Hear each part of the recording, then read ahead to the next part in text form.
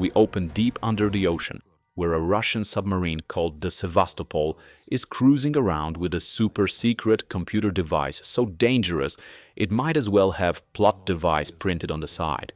The ship's crew is like, "Oh no, there's another sub out there. Quick, fire the torpedoes." But then plot twist, the other sub and the torpedoes just disappear, like my motivation after seeing how long this movie is. And then their own torpedo comes back and blows them all up. Boom! Instant seafood boil. Cut to Ethan Hunt's secret agent, part-time daredevil, and full-time maniac, who's apparently living in the desert now, waiting for a Postmates delivery that doubles as his mission briefing. Because in the IMF, even your lunch can explode. Director Eugene Kittredge, yep, the guy from the first movie 27 years ago, tells him that the mysterious AI known as the Entity is out there, hacking everything and doing whatever ChatGPT does when it's unsupervised. Oh, and Ilsa Faust has gone rogue again. There's a bounty on her head, $50 million. Because nothing says true love like an international assassination contract. Ethan heads to the desert, where Ilsa is chilling in a sandstorm like she's auditioning for Mad Max Fallout Edition. Mercenaries show up, Ethan rides in on a horse because Tom Cruise apparently thinks he's in Lawrence of Arabia, and everyone starts shooting. Ilsa dies, which of course means she's totally fine, because this is Mission Impossible, where death has the consistency of Jell-O. Meanwhile, Kittredge goes to a meeting of all the top intelligence people in the world, collectively known as the Community. Yeah, the same people who apparently didn't think naming your villain the Entity sounded like a bad Xbox Live username. They're like, "We can't destroy it, so let's control it," because that always goes well. Suddenly, everyone gets gassed because Ethan shows up in disguise as one of the agents. He spares Kittredge because, nostalgia, and reveals Ilsa's still alive and totally gave him half the magic key they need. Then he tranquilizes Kittredge like, "Sorry, old man, Daddy's got a plot to chase." Ethan reunites with his team Benji, sarcastic hacker, and Luther, wise hacker, aka the guys who keep the franchise grounded while Tom Cruise leaps off national monuments. Their next stop, Abu Dhabi Airport. And if you've ever wanted to see the terminal remade as a stress nightmare, this is it. While Ethan's sneaking around, Benji finds a talking bomb that quizzes him like it's a psychotic version of Jeopardy, asking deeply personal questions while counting down to his death. "Who do you love most, Benji?" Probably not the guy who armed the bomb, buddy. He disarms it just in time, only to discover it was empty.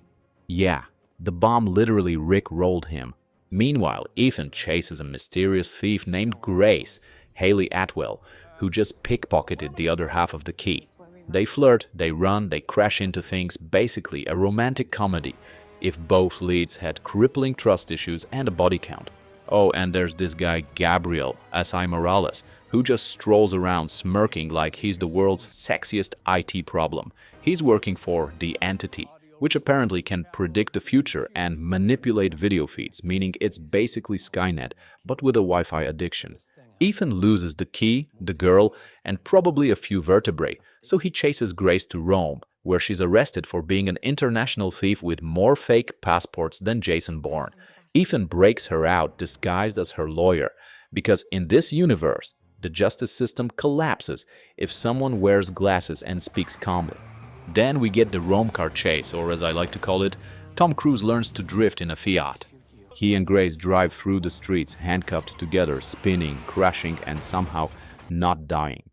Meanwhile, a French assassin named Paris, Pomclementiev, chases them in a tank on wheels. Because subtlety is for Fast and Furious. After enough vehicular chaos to bankrupt Italy's insurance industry, Grace ditches Ethan again, because apparently the fastest way to lose Tom Cruise is just walk briskly away. Ethan meets up with the team and Ilsa, surprised not dead, to talk about Gabriel. Turns out he's the guy who murdered some woman from Ethan's past, named Marie, because apparently everyone in Ethan's life has to die to prove how motivated he is. They plan to crash a Venice masquerade party hosted by the White Widow, Vanessa Kirby, back again, still looking like she stepped out of a perfume commercial. Ethan, Ilsa, and Grace all show up looking fabulous, but unfortunately, Gabriel is there too, being all cryptic like, "Ooh, I already know who dies tonight." And sure enough, Gabriel's prophecy powers, or, the entity's evil version of Google Maps, come true. Ethan tries to get to Grace, but the entity fakes Benji's voice and sends him running in the wrong direction. He fights Paris again, spares her life again, and then watches as Gabriel kills Ilsa. For real this time, probably. Ethan's heartbroken. Grace feels guilty. Luther's like, "Don't kill him, Ethan, we need him alive." And the audience is like, "Wait, there's still another half to this movie?" Their next stop, the Orient Express. Because apparently every spy series must have a train sequence. Grace goes undercover as the White Widow, while Ethan's plan falls apart because their mask printer breaks. Yup, the most advanced spy tech in the world gets jammed like a cheap HP printer. On the train, Gabriel kills the conductor, hijacks the train, and murders some random guy named Denlinger who just wanted to monologue about submarines. Turns out the Sevastopol was destroyed because the entity tricked it into blowing itself up. So the super AI basically started this whole mess because it pranked a submarine. Meanwhile, Tom Cruise drives a motorcycle off a cliff. Yes, the stunt everyone saw in the trailer, and yes, he really did it. Because this man treats gravity like it owes him money. Grace meets Kittredge, surprise, still alive and thriving, and he's the buyer for the key. She has a moral crisis, pickpockets him anyway, and things go spectacularly wrong. Ethan finally makes it onto the train, beats up half of Europe, and fights Gabriel on the roof like it's a midlife crisis made of punches. Gabriel escapes because he's gotta come back for part 2, but not before setting bombs on the bridge. The bridge blows, the train falls, and Ethan and Grace climb up through dangling train cars, in what is easily one of the best action scenes ever put on screen. They're saved at the last second by Paris. Remember her? She's back! With a conscience!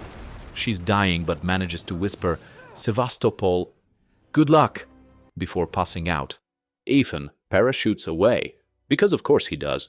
Grace joins the IMF, and Gabriel realizes Ethan swapped the real key with a lighter, because Tom Cruise may not believe in physics, but he believes in pickpocket comedy.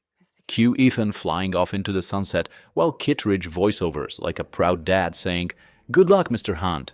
2 hours and 40 minutes of Tom Cruise defying age, logic, and the basic laws of Newtonian motion. It's got car chases, AI paranoia, emotional trauma, and more fake deaths than a soap opera. It's Mission Impossible, baby, the only franchise where the villain is ChatGPT, the hero is caffeine on legs, and the mission will never be over.